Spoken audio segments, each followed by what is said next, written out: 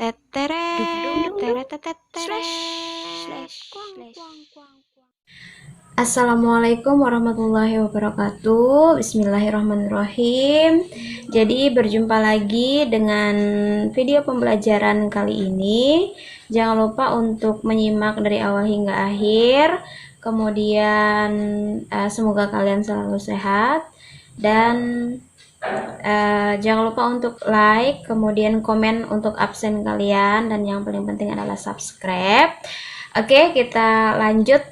Kita mulai pembelajarannya pada hari ini. Bismillahirrahmanirrahim. Kemarin sudah saya sampaikan PowerPoint juga tentang interaksi makhluk hidup dengan lingkungan. Cuma kali ini akan saya jelaskan dari awal ya.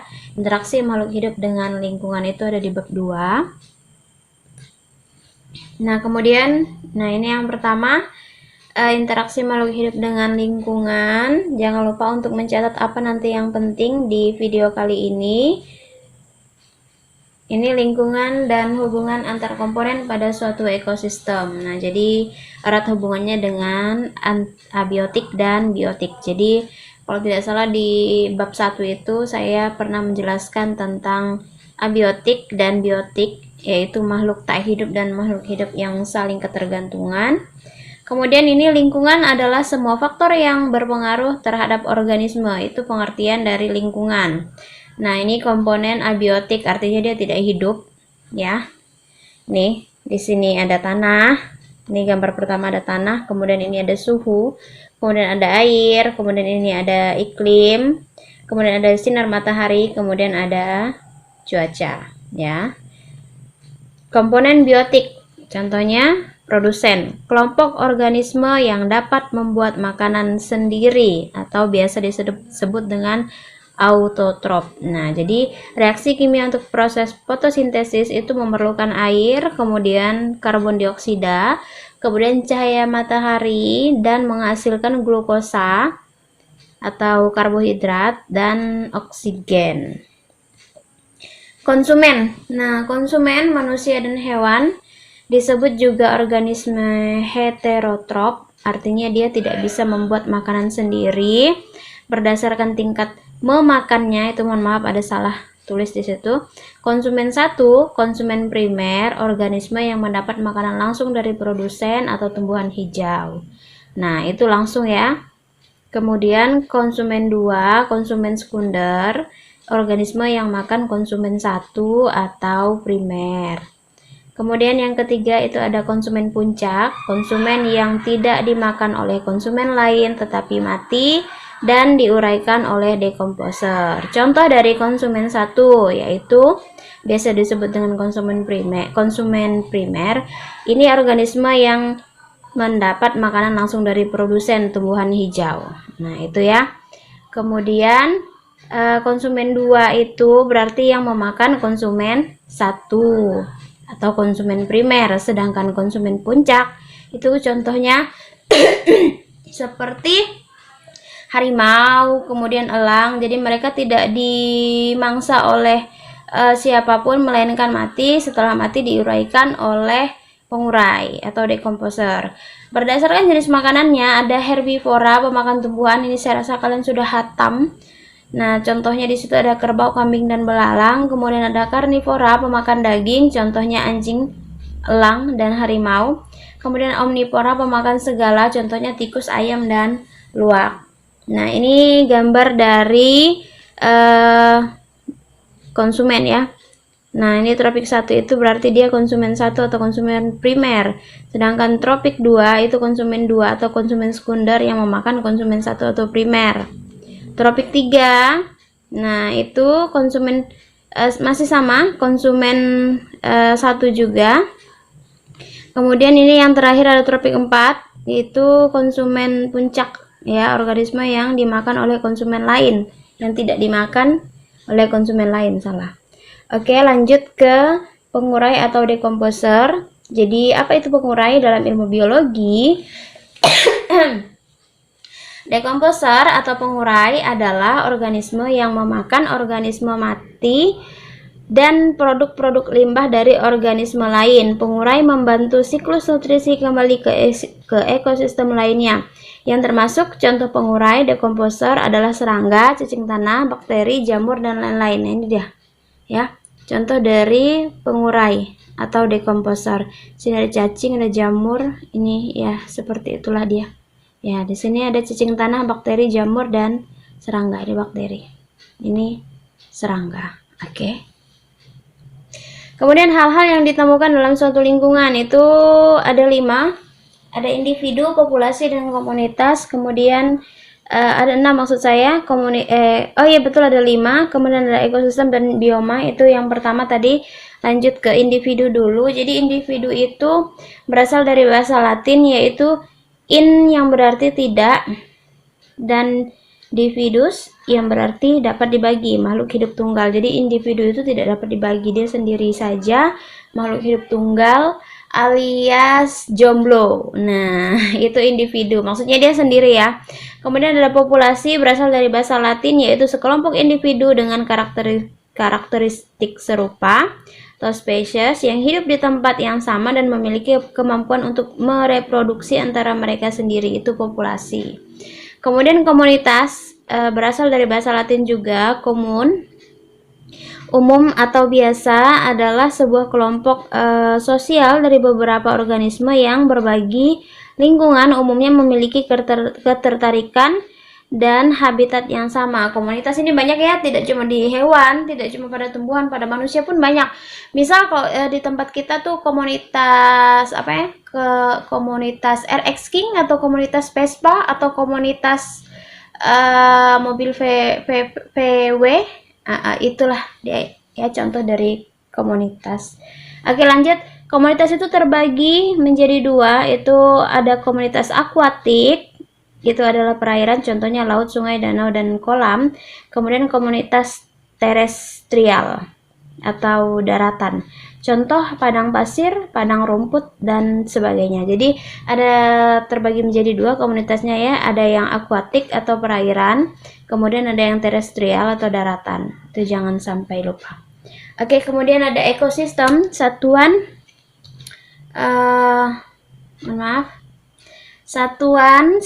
makhluk hidup dalam komunitas bersama dengan makhluk tidak hidup di lingkungannya saat berinteraksi membentuk suatu ekosistem. Contoh ekosistem sawah, ekosistem hutan, ekosistem gurun, dan ekosistem air. Ini adalah ekosistem. Kemudian bioma dan biosfer ini yang meliputi seluruh makhluk hidup yang ada di permukaan bumi. Sebuah ekosistem yang di dalamnya memiliki jangkauan daerah yang luas, terdapat makhluk hidup, flora dan fauna yang memiliki khas masing-masing. Pengertian lain bioma merupakan suatu ekosistem yang terbentuk karena adanya perbedaan geografis dan astronomis. Itu bioma dan biosfer. Kita lanjut ke hubungan antar komponen pada suatu ekosistem. Ini sebenarnya sama ya dengan yang ada di buku siswa kalian, cuma saya lebih singkat lagi. Interaksi antar komponen biotik dan komponen abiotik. Banyaknya tumbuhan di lereng bukit menyebabkan udara semakin terasa dingin. Cacing menguburkan tanah dan lain-lain. Itu contohnya dari biotik dan abiotik. Banyaknya tumbuhan di lereng bukit menyebabkan udara. Nah, kalau tumbuhannya kan komponen biotik ya, hidup berarti. Kemudian udara itu abiotik.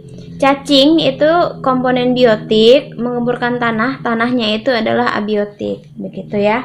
Jadi interaksi antar biotik dan abiotik, antar makhluk hidup dan makhluk tak hidup. Oke, ada interaksi antar komponen biotik. Ini yang pertama rantai makanan, kedua jaring-jaring makanan. Rantai makanan, proses makan dan dimakan dalam urutan dan arah tertentu. Coba kita lihat di situ. Nah, kita mulai dari yang rantai makanan dulu. Ya, dari bakteri. Bakteri itu menggemburkan sayuran. Nah, sayuran membutuhkan sinar matahari dan air. Kemudian ketika sayurannya sudah tumbuh segar, biasanya ada ulatnya. Kemudian ulat itu dimangsa oleh burung. Burung itu biasa dimangsa oleh kucing. Kucing mati diuraikan oleh si bakteri. Jadi dia mutar-mutar seperti itu aja.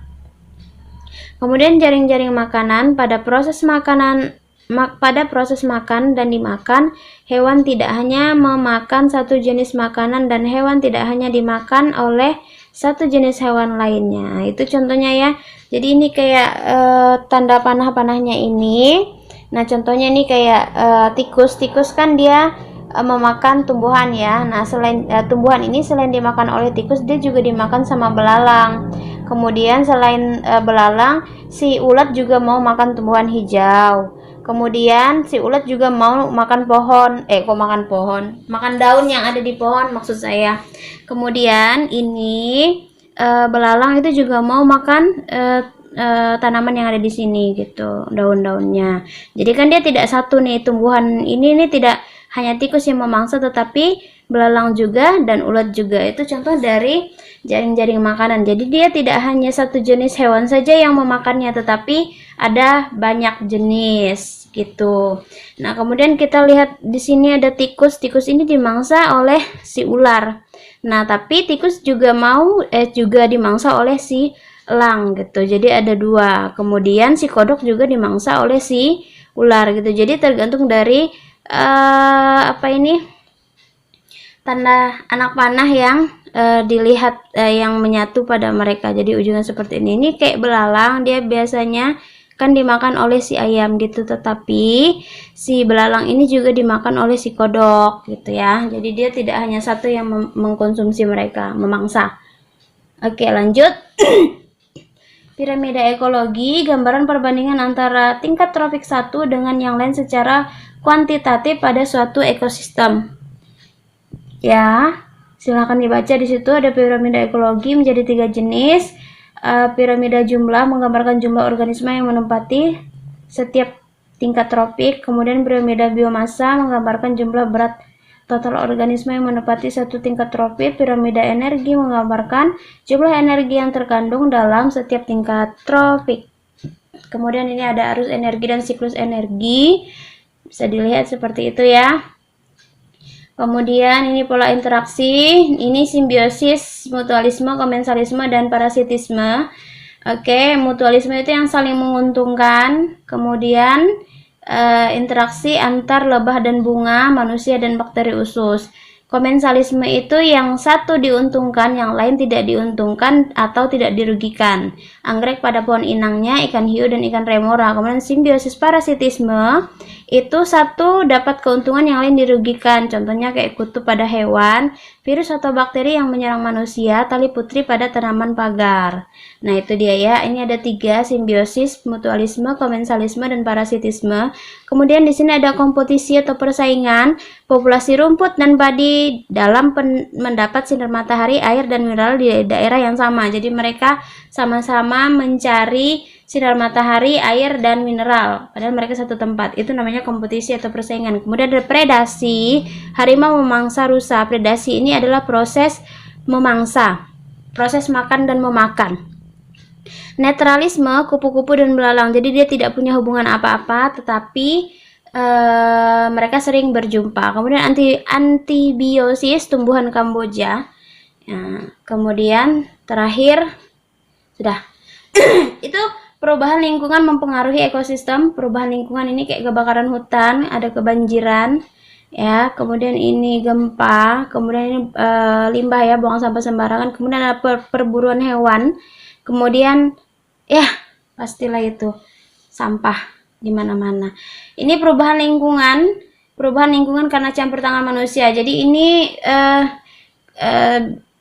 bisa tiba-tiba terjadi kebakaran gitu, walaupun ini yang maksudnya kayak gimana ya, ini perubahan lingkungan secara langsung gitu. Jadi kayak gempa, banjir, sama kebakaran hutan itu biasanya terjadi secara langsung gitu. Kalau yang ini kan akibat ulah dari manusia gitu ya, kayak buang sampah sembarangan, limbah, kemudian perburuan hewan. Oke. Memelihara lingkungan juga merupakan suatu ibadah karena memelihara lingkungan sejatinya memelihara kehidupan. Oke, sampai di sini dulu perjumpaan kali ini. Semoga bermanfaat. Ambil yang positifnya. Kalau ada salah kata, saya mohon maaf. Jangan lupa like, comment, dan subscribe. Terima kasih. Assalamualaikum warahmatullahi wabarakatuh.